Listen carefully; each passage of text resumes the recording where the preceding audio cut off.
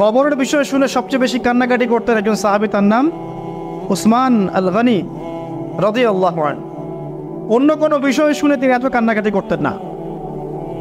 এটাই হবে আমাদের জান্নাতের টুকরা অথবা জাহান্নামের গর্ত। আল্লাহ পাক সবার কবরকে জান্নাতুল ফিরদৌস বানায় দেখ।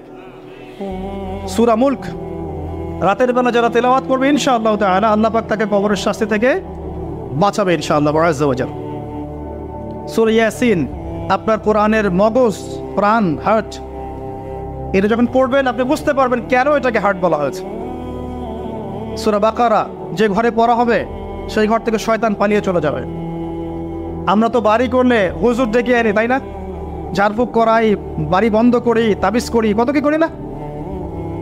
মাশাআল্লাহ, আসল কাজ করি না। একটা জায়গায় উঠেছেন, বাসায় উঠেছেন, নতুন বাসা, সূরা বাকারা তেলাওয়াত করেন। ব্যবসা স্টার্ট করেছেন, ওখানে সূরা বাকারা প্লে করেন বা তেলাওয়াত করেন। সূরা বাকারা যেখানে তেলাওয়াত হবে বরকত আসবে এবং সেখান থেকে শয়তান পালিয়ে যাবে ইনশাআল্লাহ তাআলা। অনেক ফজিলত আছে। সূরা কাফিরুন,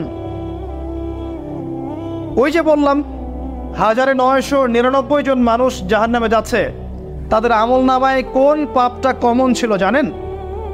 তাদের আমলনামায় কোন পাপটা থাকতে পারে বেশি? শিরকের পাপ।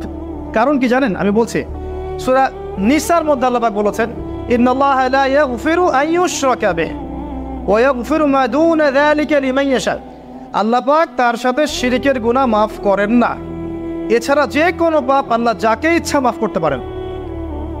তার মানে যে মানুষগুলো বেশি বেশি জাহান্নামে যাচ্ছে তাদের আমলনামায় যে পাপটা থাকতে পারে কমন, সেটা হচ্ছে কি? শিরক। অন্য পাপ হলে হয়তো আল্লাহ পাক মাফ করে দিতেন, সিম্পল। এই শিরক থেকে আল্লাহ পাক আপনাকে বাঁচাবেন একটা আমলের মাধ্যমে। বলে দেব, সূরাতুল কাফিরুন প্রত্যেক রাতে আল্লাহ পাক যে কথাগুলো আমি বলছি, প্রথমে আমাকে আমল করার তৌফিক দান করুন, আমিন, এবং আপনাদের সবাইকে তৌফিক দান করুন, আমিন। সূরা কাফিরুন রাতের বেলা তেলাওয়াত করলে আল্লাহ পাক আপনাকে শিরক থেকে বাঁচিয়ে রাখবেন ইনশাআল্লাহ। এছাড়াও আরো 3টা ছোট ছোট সূরা আছে, সূরা ফালাক, সূরা নাস, ইখলাস। সকাল সন্ধ্যায় 3 বার করে, ফজরের পর 3 বার, 3 বার, 3 বার, মাগরিবের পর 3 বার, 3 বার, 3 বার। এটা বিকেলেও করা যায়, আসরের পরেও করা যায়। আর ঘুমানোর সময় 3-3-3 করে হাত দুটো একত্রিত করে ফু দিয়ে সারা গায়ে মাসাহ করে ঘুমাতে হয়। এটা করলে দৃশ্য অদৃশ্যের ক্ষতিগুলো আপনাকে স্পর্শ করবে না ইনশাআল্লাহ। মানুষ ঘুমালে শয়তান ঘাড়ে 3টা গিট দেয়, মনে আছে হাদিসটা? মনে আছে? গিট দেয় এবং বলে, তুমি ঘুমাও, তোমার সামনে লম্বা রাত। আবার গিট দেয়, তুমি ঘুমাও, তোমার সামনে লম্বা রাত। আবার গিট দিয়ে বলে, তুমি ঘুমাও, তোমার সামনে লম্বা রাত। যদি আপনি 3 বার মাসাহ করেন ইনশাআল্লাহ তাআলা দেখবেন সকালে উঠতে আপনার সুবিধা হচ্ছে, এনার্জি পাচ্ছেন, আপনার মতো জড়তা কাজ করবে না।